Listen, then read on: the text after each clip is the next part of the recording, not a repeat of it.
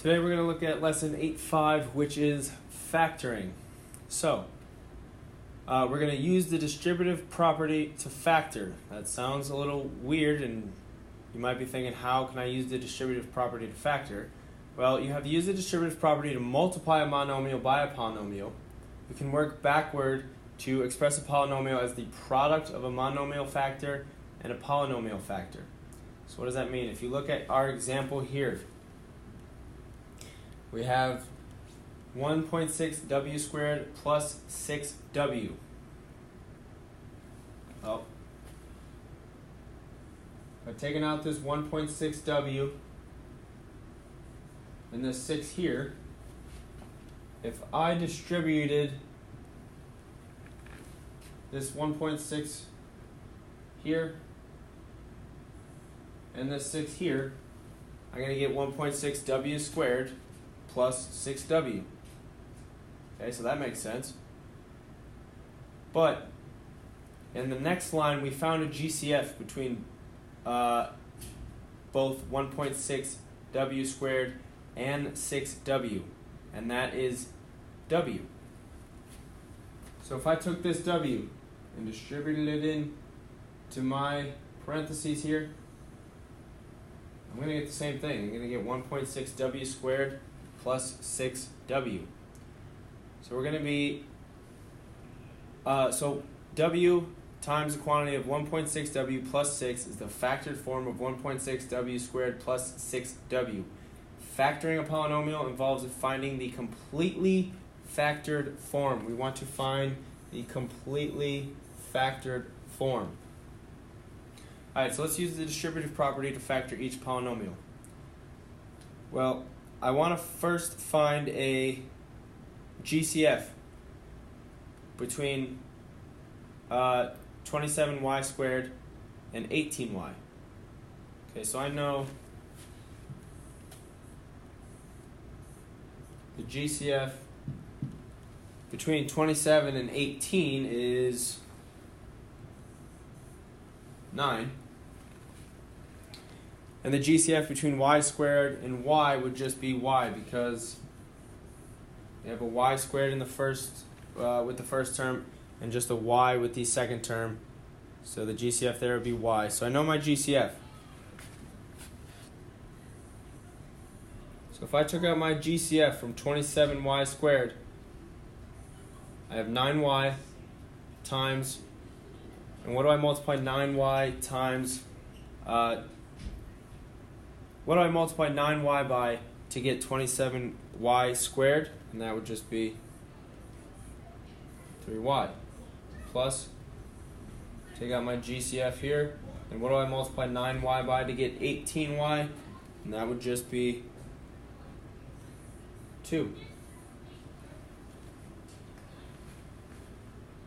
Okay, so that is, we're halfway there. We're not really in our completely factored form yet. So to do that, we just take our GCF, which we know is 9y, and then our terms we have in our parentheses, which is 3y, and we're going to add them here, plus 2. And that would be my answer in completely factored form. If I distributed this 9y into my parentheses, I would get 27y squared plus 18y. Alright, let's take a look at our next one. So we have negative 4a squared b minus 8ab squared plus 2ab. So let's find the GCF.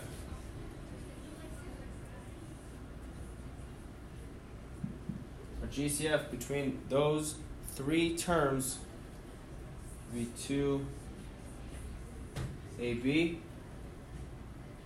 So if I factor out 2ab from each of those terms, I'm left with 2ab times negative 2a. That would give me negative 4a squared b plus 2ab times negative 4b. That would give me negative 8ab squared plus just 2ab here times 1, because that would just give me 2ab.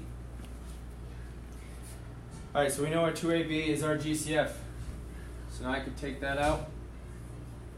2ab, and in my parentheses here, I'm going to combine what I have, the terms that I have in my parentheses above. So I have negative 2a minus 4b plus 1.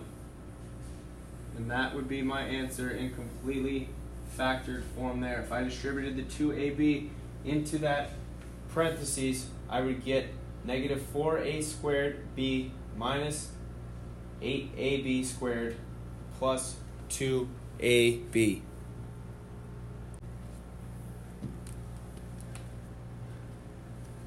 Alright, so here we're going to factor by grouping. So when we're factoring by grouping, we want to group terms with common factors together, terms that we know have common factors. So if I have 4qr plus 8r plus 3q plus 6, I know that 4qr and 8r have common factors, and I know that 3q and 6 have common factors. So now I want to factor out the GCF from each quantity here. So the GCF of 4qr plus 8r would be 4r. And all I'm left with in my parentheses is q plus 2. Again, if I distributed that 4r into that parentheses, I would get 4qr plus 8r plus GCF of 3q and 6 would be 3. I'm left with q plus 2 in my parentheses. If I distributed that 3 into the parentheses, I would get 3q plus 6. Now, I noticed that q plus 2 is common between both of these groups. So that will become my GCF. So I'm going to write my GCF, q plus 2. And then I'm going to, in my second parentheses, I'm going to write what I'm left with on the outside of those parentheses above. So I'm left with this 4r and this positive 3 here. So my second parentheses, I'm going to write 4r plus 3. If I multiply those two parentheses, the two polynomials together, I should get my answer of 4qr plus 8r plus 3q plus 6. This would be my answer here. For our next one, we're going to do the same thing. We're going to group terms that we know have common factors. So I'm going to group here, and I'm going to group here. So 2mk minus 12m, the GCF there would be 2m. All I'm left with in my parentheses is k minus 6 plus, in my second parentheses, GCF would be 7. And in my parentheses, I'm left with 6 minus k. Alright, so notice, in our first parentheses we have k minus 6, and our second one we have 6 minus k. Those are not the same. So in order to make them the same, I'm just going to rewrite. I have 2m k minus 6 plus 7. I'm going to factor out a negative 1 here from that parentheses. I have 6 minus k. That's going to make it 2m k minus 6 minus 7. Now it would be k minus 6 because I factored out that negative 1 from that second parentheses. So now I have the GCF of k minus 6.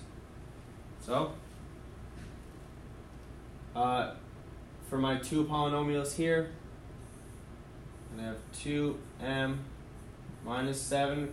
Remember, because our one polynomial is going to be made up of the terms on the outside of the parentheses, and then our GCF, k minus 6. And if you just multiply those two polynomials together, you would get 2mk minus 12m plus 42 minus 7k as your answer there.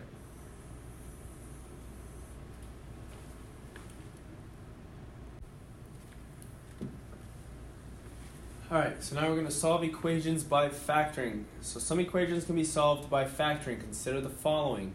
So we have 3 times 0 equals 0, 0 times 2 minus 2 equals 0, negative 312 times 0 equals 0, and 0 times 0.25 equals 0. So notice that in each of these cases, at least one of the factors is 0. These examples are demonstrations of the zero product property. So let's take a look at the zero product property with our polynomials. We have solve each equation, check your solutions. We have 2d plus 6 times 3d minus 15 equals 0. So to solve this, I'm going to set both of these quantities equal to 0. I have 2d plus 6 is equal to 0. I have 3d minus 15 is equal to 0. So now I just solve. So I'm going to subtract 6 from both sides here. I get 2d is equal to negative 6. Divide by 2. I get d equals negative 3. I'm going to add 15 to both sides here. 3d equals 15. Divide by 3. Divide by 3. And I get d equals 5.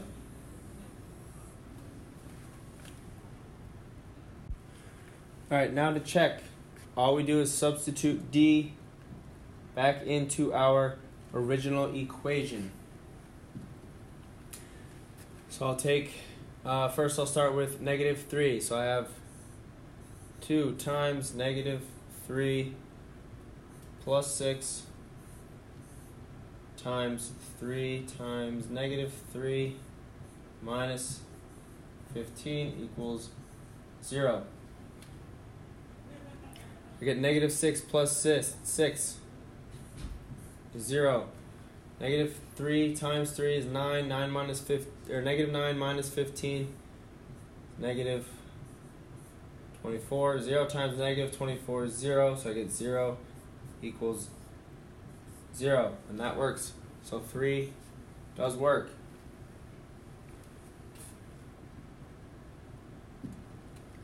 Now I want to check if d equal to 5. So I have 2 times 5 plus 6 times 3 times 5 minus 15 equals to 0. 2 times 5 is 10 plus 6, 16. 3 times 5 is 15 minus 15 is 0. So I get 0 equals 0. That works. So d equals 5 does work there. And we have our last problem here. C squared equals 3. Now, if I want to get this equal to 0, all I'm going to do is subtract 3c from both sides. So I get c squared minus 3c is equal to 0. Now I want to take out the GCF between c squared and negative 3c. In this case, it would be c. I'm left with c minus 3 is equal to 0. I want to set both of these equal to 0. So c equals 0. And c minus 3 equals 0. Add 3. We get c equals 3.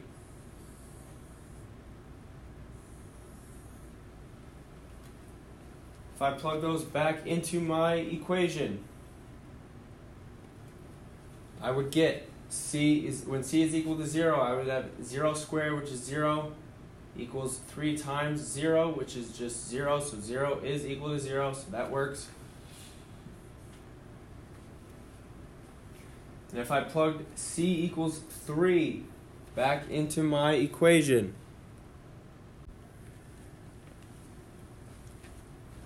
if I were to plug c equals 3 back into my equation, I would get c squared, which is 3 minus 3 times 3 squared, which is 9, minus 3 times 3, which is 9. So I have 9 minus 9 equals 0, and that solution would work as well.